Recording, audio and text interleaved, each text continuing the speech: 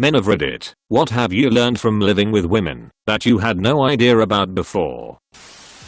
How much they really don't like to wear bras. How hot the water is when they shower. No need for soap when you can just burn the germs off of you.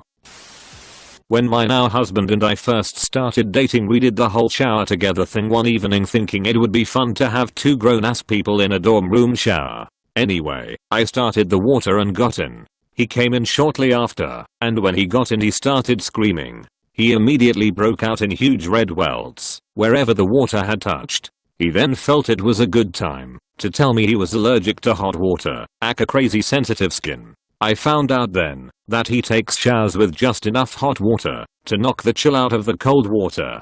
That was the last time we showered together. That was in 2005. I enjoy looking like a lobster when I get out of the shower and not being able to breathe due to the steam. He showers like a snowman. I learned that it really isn't that embarrassing to go out and buy pads/tampons for her, particularly Ureso, is really just another bare necessity product, and people on TV shows joke about it being embarrassing, but really it isn't. That the best time to clean the house is right before we have to leave to go somewhere. Hair everywhere. Like seriously, it's like living with a gang of Wookiees. Nothing makes me gag more when I accidentally swallow a long strand of hair when eating. Now I understand why so much floor space in the grocery store is devoted to creams, lotions, soaps, shampoos, remedies, band-aids, hair management and makeup. Also why there's a whole industry devoted to products to hold and organize that stuff. Also, evidently sheets need to be changed on a regular weekly schedule. Who knew? Paper towels are expensive. The way my wife talks about them, they are woven from angel hairs and can't be used without express written consent. Same for Clorox wipes, but worse.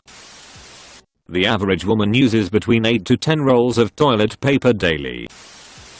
The bathtub drain gets clogged by long hair very easily, which is why it gets pasted on the walls of the shower. Any attempts to prevent one will result in the other.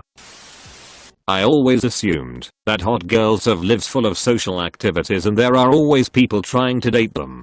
Truth is, most of them are bored and wish they had more friends and just watch Netflix at home by themselves after work like the rest of us. I do most of the shopping in the house. My wife will ask me to grab pads or shampoo or anything else. I absolutely refuse to go without a picture. Full name, color of bottle, volume/quantity, size of bottle with a size reference, like her hand. I once had two women helping me look for her pads. Took us 5 minutes, and their what if imagine are experts in that area. I'd been looking for what seemed like 6 years before that. I think I even heard them laugh as I turned the corner to leave. Shampoo and conditioner is often a separate trip. I don't have that much time to spend at Walmart. That they actually still have makeup on even if it looks like they don't wear any. I learned personal time is very important to have, especially if you sleep in the same room. Having our time separated in different rooms, doing different activities. It's best not to spend every waking moment together. If they come home at night and don't expect you to be home, make some kind of you specific but non-threatening noise somewhere on the other side of the house before you say hi to them. Do not just pop your head around the corner and say hi. Girls coming home at night to an empty house are in pins and needles, even if they don't know it. They don't sit down. Women ducking do things. How do I relax? I sit down. She reorganizes the spice rack while wearing a face mask, waiting on the washing machine to finish so she can start the ironing. I get tired watching her. All that it can wait in my head. Ideally wait until it's too late to do it, and then I make do with the problems. They drink a lot of wine when they are sad, or when they are stressed, or when they feel like drinking a lot of wine at most evenings. You can never know what's safe to put in the dryer. Jeans never go in the dryer because they'll shrink, and I just broke them into a comfy fit, except when they are now too loose and need to shrink a little, so they show off my form and don't make me look fat. Ditto for shirts, PJs, workout clothes. Basically any piece of clothing needs to be prepared for the dryer every wash.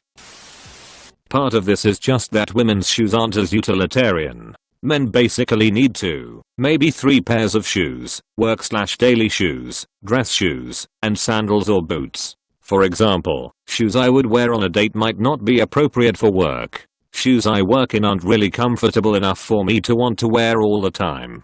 I have a few different pairs of daily shoes. I really like flats for just hanging out and walking around, but I enjoy hiking/walking, and so I need a pair of sneakers and some boots. And then formal shoes. Shit, like guys are so lucky in that. If you have a pair of black dress shoes you are set. I need a pair of black shoes, of course, but then basically any dress I wear that isn't black doesn't really match with black shoes. There are some exceptions to this, but generally, and there are a lot of events you just can't wear black to as a woman, weddings for example. So yes, many women own a lot of shoes, but this is kinda society's fault a bit too.